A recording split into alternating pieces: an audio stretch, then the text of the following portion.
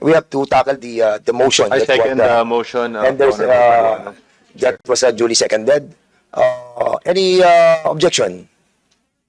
Hearing none, the said motion is now approved. So, Congressman Marcoleta, your query is valid.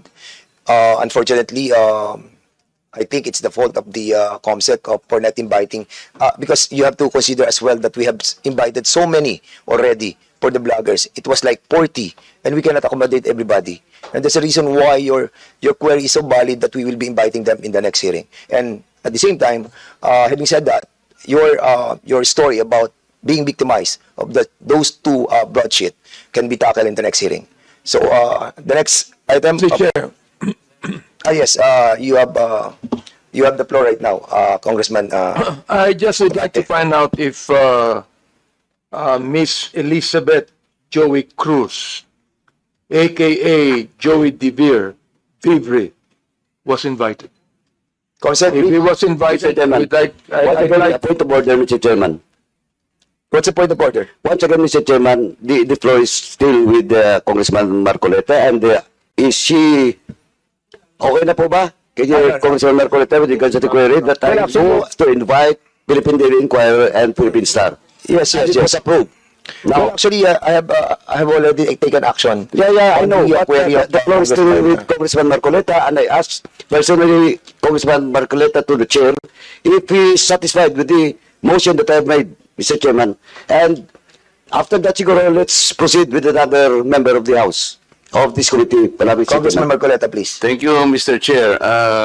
I still have to include another aspect of inquiry.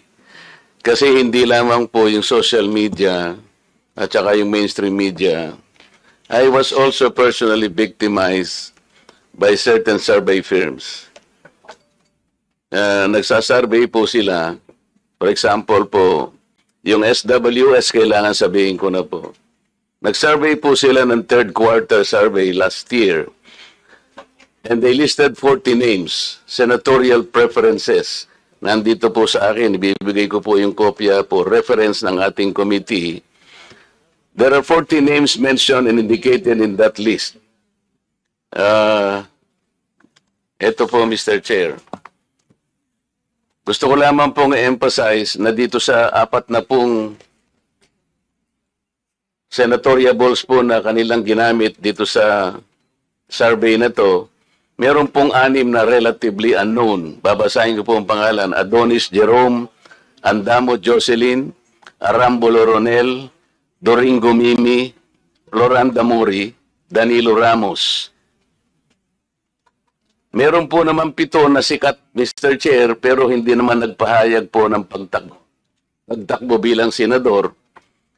Andiyan na po si dating Pangulong Rodrigo Duterte, dating Senador Franklin Drilon, dating Senador Richard Gordon, Harry Roque, dating Vice Presidente Robredo Maria Leonor, at saka po yung ating Secretary of Defense, Gilbert Chodoro.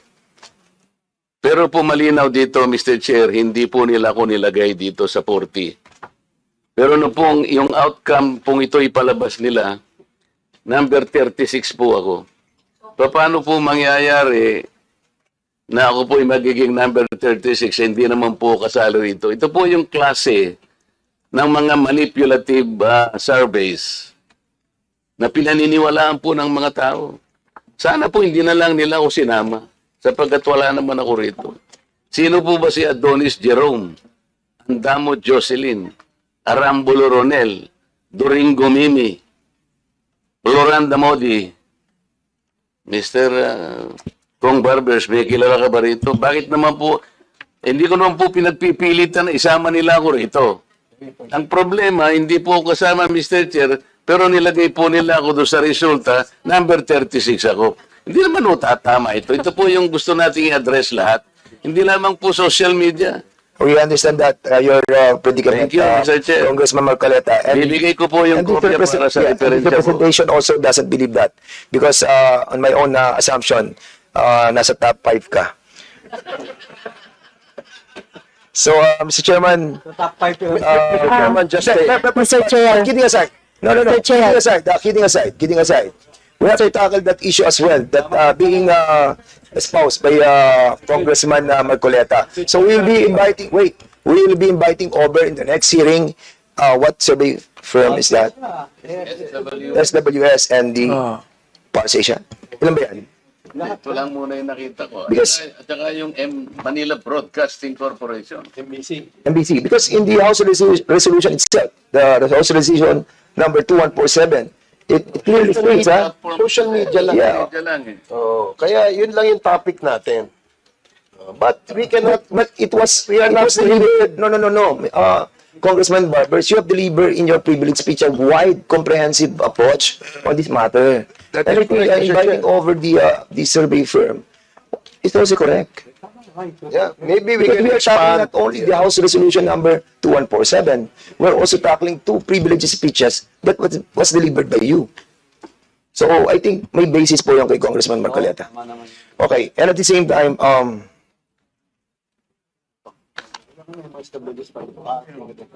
so there's a Mr. Chair, noted po yung kay Congressman Marcoleta. Now, May I now be recognized? Abante, now you are recognized.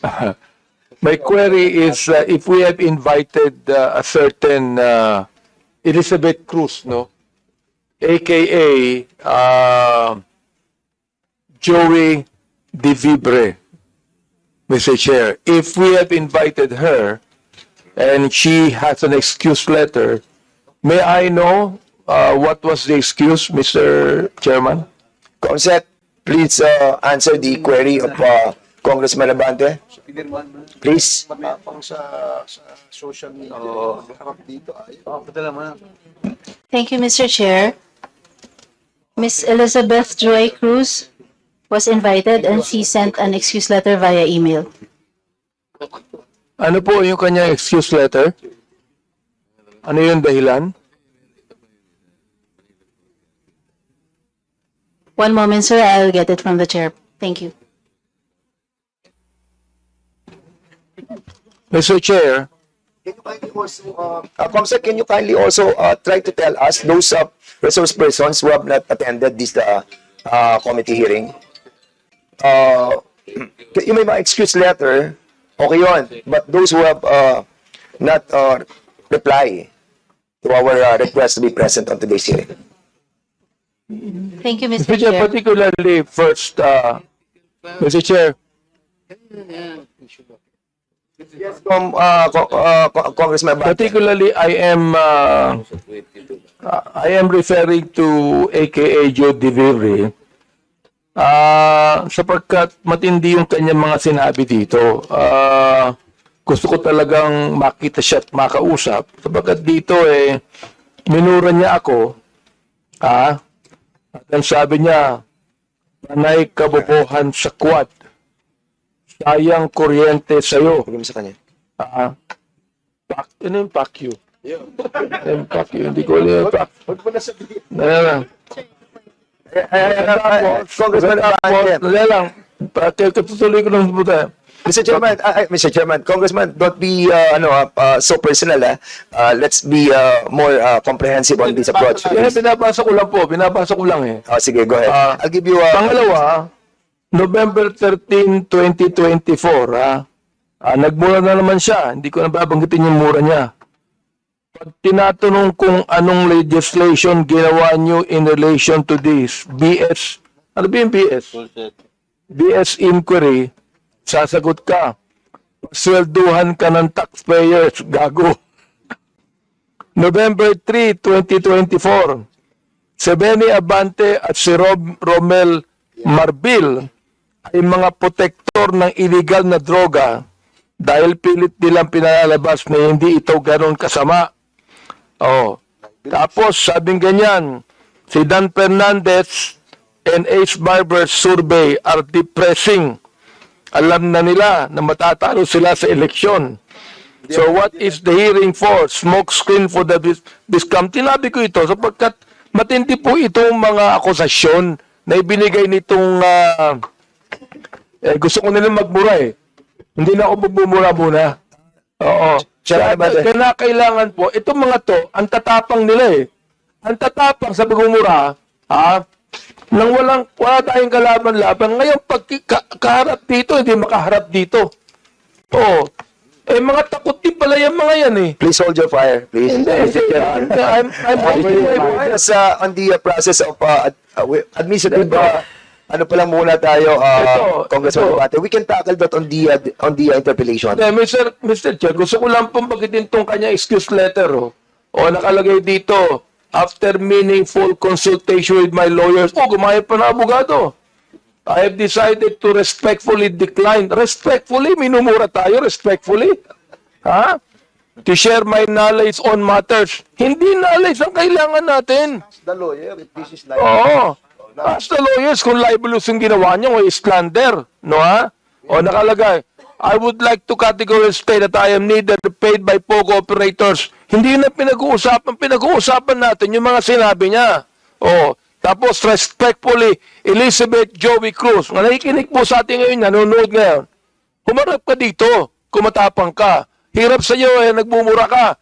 Nang dyan na wala kaming kalaban-laban. Humarap ka dito. Dito. Namo. Chairman. Chairman. No, wait. At yun nga mga kababayan, anong masasabi niyo sa balitang ito? Maaring ihayag ang inyong opinyon at kuro-kuro sa comment section sa ibaba. Huwag din kalimutang mag-like, mag-subscribe at mag-share sa bidyong ito. Maraming salamat sa panonood.